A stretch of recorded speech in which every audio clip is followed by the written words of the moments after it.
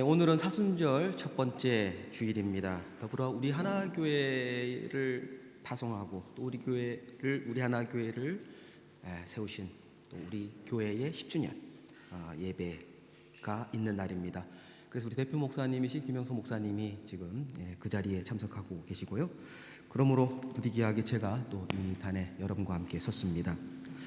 그동안 몇 주 동안 계속 우리 목사님의 설교 주제는 여러분들 잘 아시다시피 교회에 관한 교회를 너무나 잘 말씀 속에서 잘 풀어주시고 해석해 주셔가지고 저는 같은 연속선상에서 나의 교회의 역사성과 문화성을 통해서 하나님의 뜻을 찾는 시간을 마련하고자 합니다.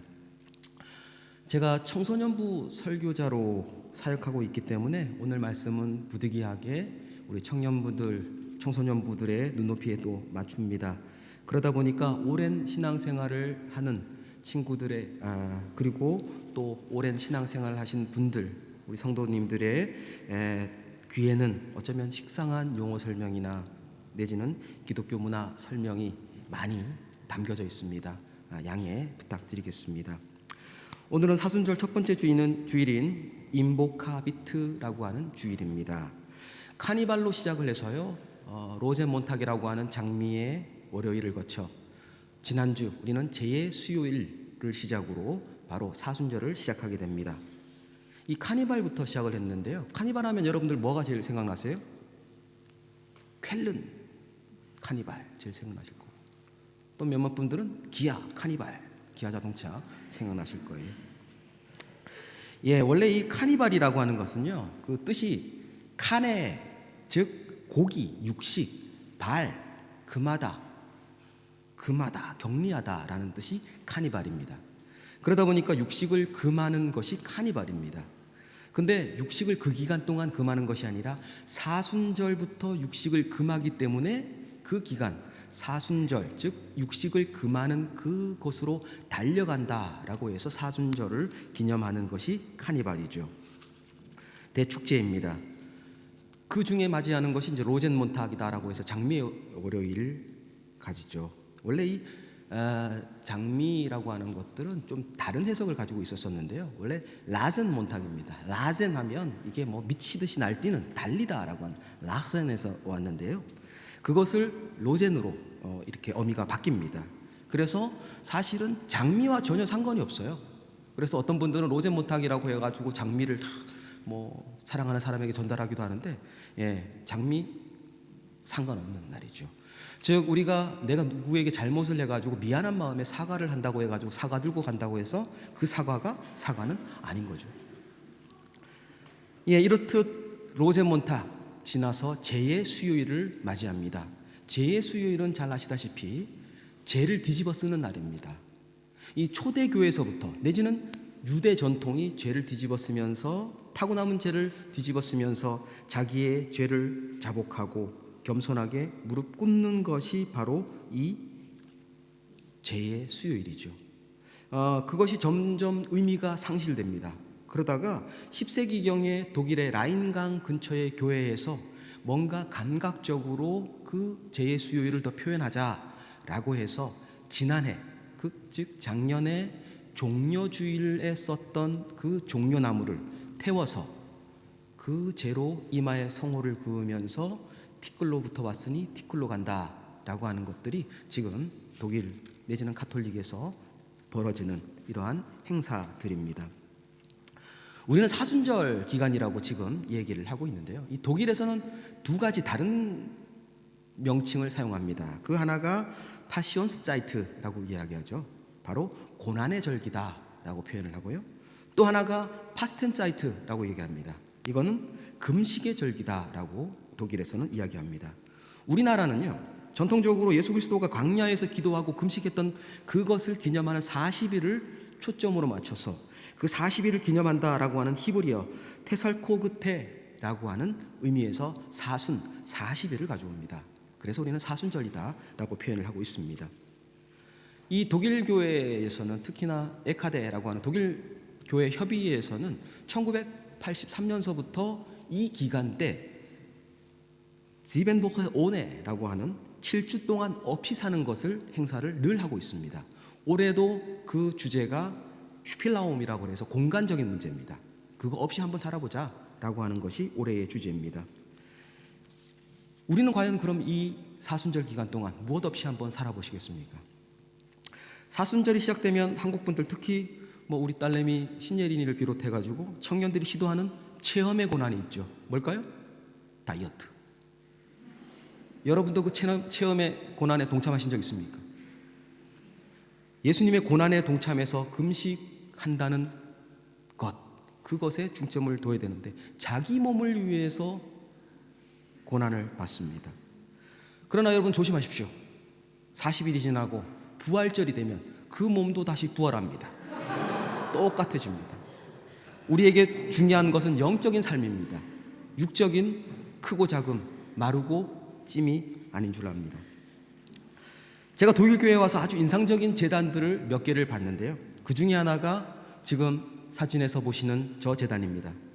바로 한국 최초의 가톨릭 신부이신 김대건 신부님의 유해를 보관하고 있는 미넨 근처의 상크트 오틀리엔 수도원에 있는 제단입니다. 그 오른쪽을 보면 갓을 쓴 김대건 신부님의 모형이 있습니다. 그 제단 안에는 김대건 신부님의 뼈가 이렇게 안치되어 있습니다. 또 하나 여러분들도 많이 보았던 제단이죠. 어디입니까? 말 못하시는군요. 바로 제 뒤에 보이는, 그리고 제 앞에 있는 제단과 바로 설교단입니다. 이 앞에, 제가 설교를 하는 이 대안 앞에 성경 말씀이 쓰여져 있습니다. 여러분들 화면에 보시는 그 문구이기도 합니다. 한번 읽어보실까요?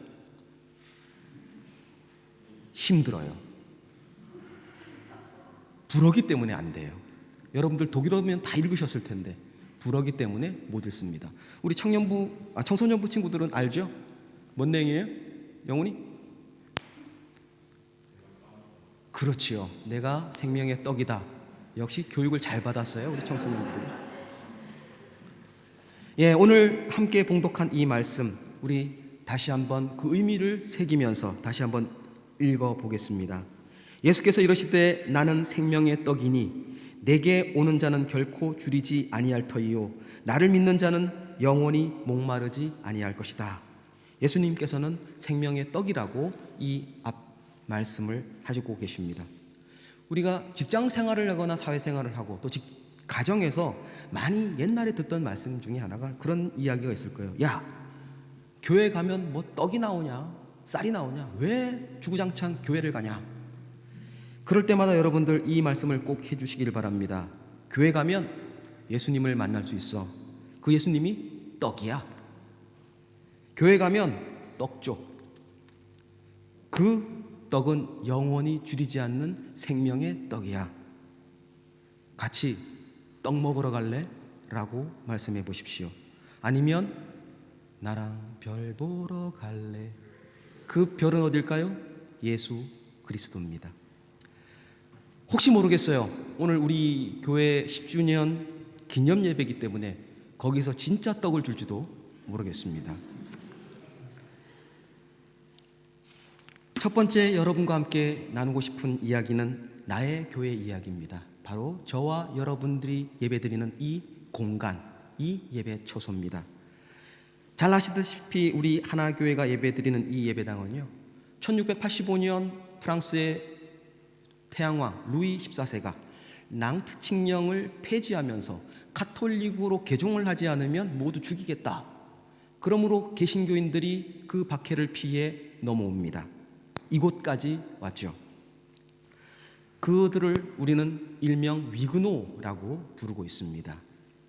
이 지역을 다스리던 헤센 홈부르크 방백이었던 프리드리히 2세는 이곳에 그들을 위한 거처를 마련해 줍니다. 그리고는 우리는 그를 기념하는 뜻에서 그의 이름을 붙여서 프리드리히의 마을이다 라고 해서 프리드리히스도르프라고 하는 지역에 우리 교회가 위치하고 있습니다. 1700년대 초에 목조 건물로 이 교회가 만들어졌습니다. 그러다가 150년을 기념하는 1837년에 지금의 모습으로 만들어집니다. 독일 교회에 가셨던 분들은 잘 아시지만요, 조금 다른 색채와 다른 모습을 보실 수가 있습니다. 왜냐하면 이 교회의 전통은 전통적인 위그노 전통을 따르고 있기 때문에 그렇습니다. 프랑스의 전통을 따르고 있기 때문에 그렇습니다. 설교단의 장미를 비롯해서 원래 없었던 것이 있습니다. 십자가가 존재하지 않았고요, 성화나 제단화가 존재하지 않았습니다. 우리 한국에서 우리가 여기 와서 독일에서 디아스포라로서 한글 한문 내지는 우리가 한국말로 이 예배를 드리듯이 그 위그노들도 처음부터 1차 세계대전이 시작되기 전까지는 이곳에서 프랑스어로 예배를 드렸습니다. 그러다가 지금은 독일어로 예배를 드리고 있습니다. 흔히 우리가 교회다라고 얘기를 하면 예배 처소를 이야기합니다. 예배당을 이야기합니다. 처음 예수 당시의 교회는 분명 지금과 다른 의미를 가지고 있습니다. 예수님은 이 땅에 계실 때 예배당을 지으신 것이 아닙니다. 교회를 세우셨습니다. 여기서 교회란 헬라어로 에클레시아, 즉 부르심을 입은 사람들의 모임이라고 하는 뜻을 가지고 있습니다.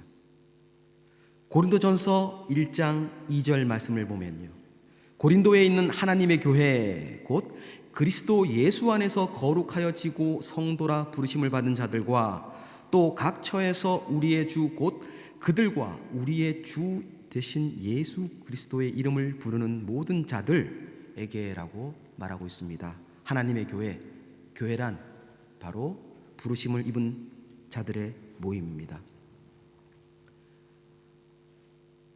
우리가 어디서 예배를 드리든 바로 그것이 여러분의 무릎 꿇는 곳이 교회임을 믿습니다. 두 번째로, 여기서 나의 교회는 어떤 곳인가? 바로 기도하는 곳입니다. 하나님의 음성을 듣고 하나님을 만나는 곳입니다. 우리에게 가장 큰 축복은 뭐니 해도 하나님을 만날 수 있고 그의 음성을 듣는 것입니다. 초대교회부터 교회는 기도에 힘썼음을 알 수가 있습니다. 사도행전 1장 14절 하반절 말씀에 이렇게 쓰여 있습니다. 마음을 같이하여 오로지 기도에 힘쓰더라. 사도행전 2장 42절 말씀, 그들이 사도의 가르침을 받아 서로 교제하고 떡을 떼며 오로지 기도하기를 힘쓰니라. 기도하기에 힘썼습니다. 그렇다고 하나님은 유창한 기도를 바라시진 않습니다. 누가복음 18장 말씀을 보면 유창하게 기도하던 그 바리새인 기도는 듣지 않으시고 떠듬떠듬 회개하며 진심을 드렸던 세리의 기도를 들으셨습니다. 기도는 또 기적을 만듭니다. 제게 많은 기도의 응답과 기적이 있습니다. 첫 기적은 초등학교 때 받은 기도의 응답과 기적입니다. 지금 친구들은 잘 모를 텐데요, 저와 연배가 비슷한 분들, 또 위에 계신 분들은 잘 아실 겁니다. 초등학교쯤 되면, 중학교쯤 되면요, 운동장에 모여서 조회, 아침 조회라는 걸 합니다. 그래서 교장 선생님이 훈화를 듣고 했던, 그리고 오와 열을 맞춰서 이렇게 서 있던, 제가 6학년 때 전교 1, 2등을 다퉜습니다. 키 작은 거로. 그래서 저는 맨 앞에 쓸 수밖에 없었고요. 그래서 제가 제일 싫어했던 것이 저는 앞으로 나란히를 할 수가 없었습니다. 내 앞에 아무도 없었기 때문에. 그래서 제가 부흥회 때 이 말씀을 듣습니다. 아버지께 무엇이든지 구하라. 그러면 받을 것이다. 요한복음 15장 16절 말씀을 저는 부흥회 때 듣고 기도하기 시작합니다. 하나님, 맨 뒤로 가게 해주십시오. 그 기적은 3개월 만에 일어납니다. 제가 3개월 만에 맨 뒤로 갔습니다. 믿으십니까? 안 믿는 눈치인데. 제가 초등학교 때 그렇게 하고는 중학교를 딱 진급했는데요, 중학교를 딱 가니까 키 큰 아이들부터 앞에 세웁니다. 맨 뒤로 갔습니다. 그때도 제일 작았죠. 제 기도와 목적과 방향이 달랐습니다. 제가 잘못 기도한 거죠. 맨 뒤로 간 건 맞습니다. 하나님께서 그것은 들어주셨는데 본질을 안 들어주셨습니다. 제가 중학교 때 기도한 것이 있어요. 아내를 위해서, 배우자를 위해서 기도했습니다. 하나님이 이렇게 기적을 일으켜 주시고 들어주시지만요, 때론 안 들어주십니다. 제가 중학교 때부터 기도했던 그 배우자를 위한 기도 전혀 맞지를 않습니다. 지금 제가 결혼을 하고 사랑하는 아내를 맞습니다만 그 기도 제목과는 기도에 전혀 부합하진 않습니다. 그렇지만 감사합니다. 너무나 감사합니다. 안 들어주신 하나님께 너무나 감사를 합니다. 제 기도대로였으면요, 지금의 아내를 만날 수가 없습니다. 어머니의 기도는 역사를 또 이룹니다. 여러분의 어머니, 그 새벽 제단에서 무릎을 꿇고 기도하는 그 기도가 여러분들의 영혼을 살리고 여러분들을 일으키고 계십니다. 저희 어머니도 늘 기도와 찬양으로 아침을 엽니다. 저희 어머니가 늘 기도했던 것들이 저희가 프랑크푸르트 메세 근처에 살 때, 지금 여기가 아니라 켈스터바흐에 우리 교회에 있을 때 새벽 기도 가거나 수요 예배 가거나 하는 것들이 너무나 먼 거리이기 때문에 안타까우셔서 늘 기도를 하셨습니다. 그 기도가 지금 이루어졌습니다. 하나님께서는 우리 어머니의 기도를 들어주셔서 우리 교회 옆으로 이사를 하게 만드셨습니다. 제가 아침에 일어나서 살루지를 딱 열면요, 우리 하나교회가 아니라 우리 교회가 보입니다. 제가 잘못 말씀드렸어요. 우리 하나교회로 보내달라고 말씀을 드렸어야 되는데 우리 교회 옆으로 이사를 해달라고 기도를 하셔서 지금의 켈스터바크에서 다니고 있습니다. 세 번째, 찬양이 흘러 넘치는 나의 교회입니다. 저에게 있어 나의 교회는 진실한 찬양이 있는 곳입니다. 왜 진실한 찬양이 있느냐? 제가 노래를 못합니다. 그래서 진실을 더 좋아합니다. 1719년 디셀도르프의 한 미술관을 여행하던 한 청년이 있었습니다. 19세의 이 젊은 청년은 그림을 한 장 보게 됩니다. 그 그림은 바로 지금 보고 계시는 에케 호모라고 하는 이탈리아의 작가 도미니코 페티의 작품입니다. 그 아래 보면 작은 글씨로 쓰여져 있는 것이 있습니다. 이 사람을 보라, 에케 호모. 신약성경 요한복음에 나오는 말씀이죠. 라틴어 표현입니다. 빌라도가 가시관을 쓴 예수를 가리키며 한 말로 나오죠. 예수께서 가시관을 쓰고 자색 옷을 입고 나오시니 빌라도가 그에게 말하되 보라, 이 사람이로다. 거기서 유래가 됩니다. 그 아래 이 쓴 글을 본 사람 바로 독일 경건주의를 이끈 니콜라스 루드비히 글라프 폰 진젠도르프 백작입니다. 그는 그 아래에 쓰여 있었던 나는 너를 위하여 목숨을 버렸다. 지금 너는 나를 위해 무엇을 할 것이냐? 라고 하는 그 글귀에 가슴을 부여잡고 나왔습니다. 강한 감동을 받은 그는 백작의 삶을 포기했고요. 자기 저택을 예배당으로 내놓았습니다. 그리고 자기의 영지인 헤른후트까지 선교를 위해 내놓습니다. 그곳에 헤른후트 공동체가 만들어지고 지금 보시는 헤른후트 공동체는 몰라도 이것은 보셨을 겁니다. 크리스마스 때 늘 보는 노란 별, 헤른후트의 별입니다. 이 별은 헤른후트 공동체에서 만들어져서 우리들에게 전해지고 있습니다. 진젠도르프는 바로 모라비안 형제를 조직해서 경건주의 운동을 일으켜 불꽃으로 살았습니다. 할레대학과 함께 근대 선교의 불을 일으키고 이 운동은 또 여기서 끝나진 않았습니다. 1832년 7월에 최초의 한국 선교사로 가셨던 귀틀라프가 우리나라 서해안을 통해 장상곳을 거쳐 고대도에 머뭅니다. 그리고 우리에게 첫 복음을 심어 주었습니다. 뿐만 아니라 고아원의 아버지 조지 뮬러를 영국으로 보냈고 또한 존 웨슬리에게 큰 영향을 미쳐 감리교를 탄생하게 만듭니다. 그 이후 140년이 지난 어느 날 똑같은 düsseldorf의 그 미술관에 22살의 한 유학생이, 영국의 유학생인 프란시스 리틀리 해버잘이 그 자리에 또 섰습니다. 그리고는 그도 그 글귀의 마음에 감동을 받습니다. 그리고 찬송가의 작사를 하게 됩니다. 그 작곡한 노래가 바로 찬송가 311장 내 너를 위하여 라고 하는 찬양입니다. 우리 1절만 말씀을 생각하고 가사를 생각하시면서 찬양하도록 하겠습니다.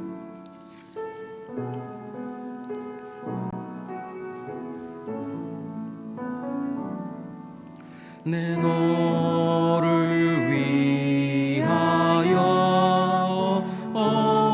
몸 버려 피 흘려 내 죄를 속하여 살 길을 주었다. 널 위해 몸을 주건만 너무어 주느냐. 널 위해 몸을 주건만 너무어 주느냐.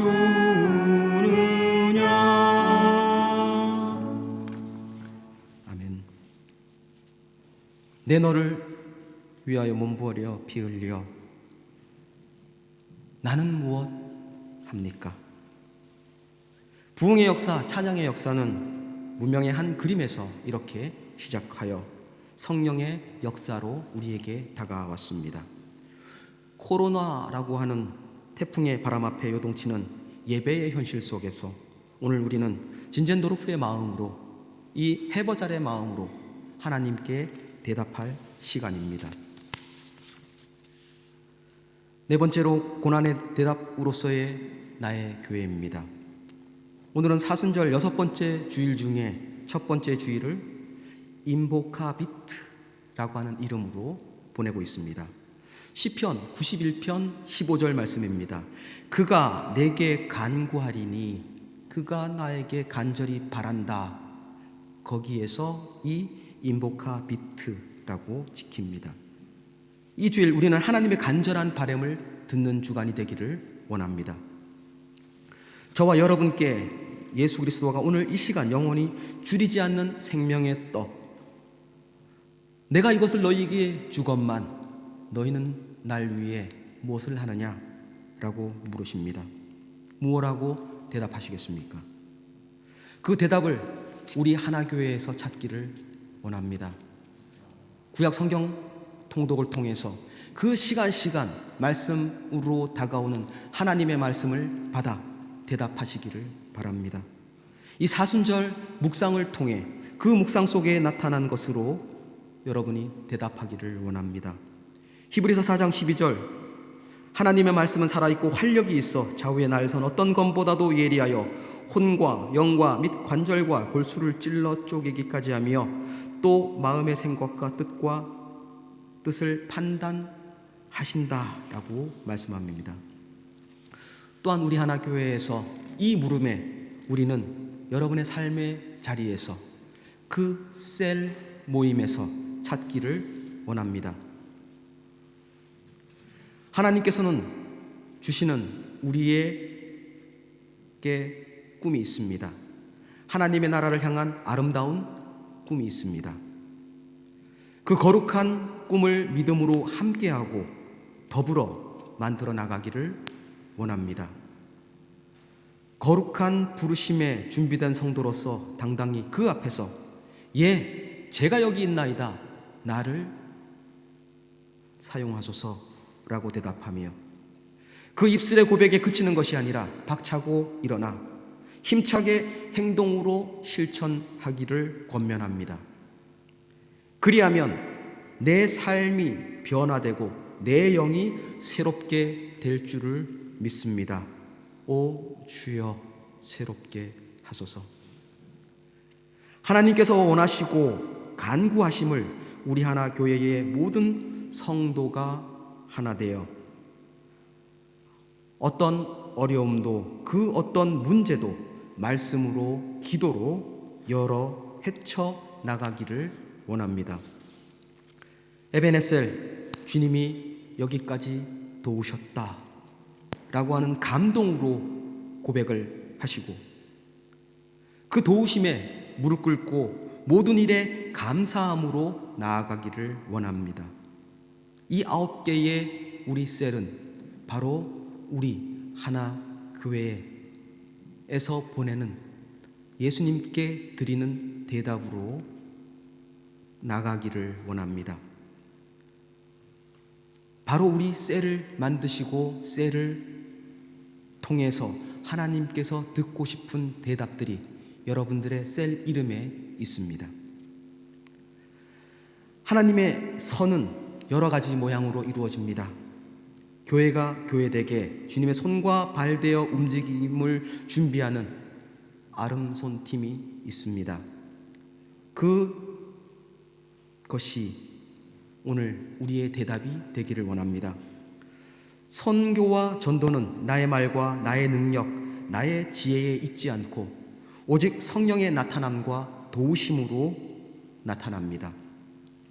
미시오 다이, 하나님의 선교, 내가 행하거나 내가 선교하는 것이 아니라 하나님의 선교에 내가 동참하는 것입니다. 하나님이 하시는 일입니다. 나는 단지 인간 내비게이션이 되어서 하나님이 원하시는 그곳으로 내가 가고 내 동료를 함께 인도하고 안내하고 깍두기가 돼서 어디에 어느 곳에 쓰이더라도 그 위치 자기 자리를 차지하고 음식 솜씨로 후원하고 그 정성을 더하고 성실히 그 달란트대로 하나님의 선교의 아름다운 손길을 보태는 것이 그 대답으로 충분합니다. 이런 일들이 나를, 우리 하나교회를 세우신 하나님의 뜻인 줄을 믿습니다. 찬양으로 그 부르심에 대답하겠습니다. 우리는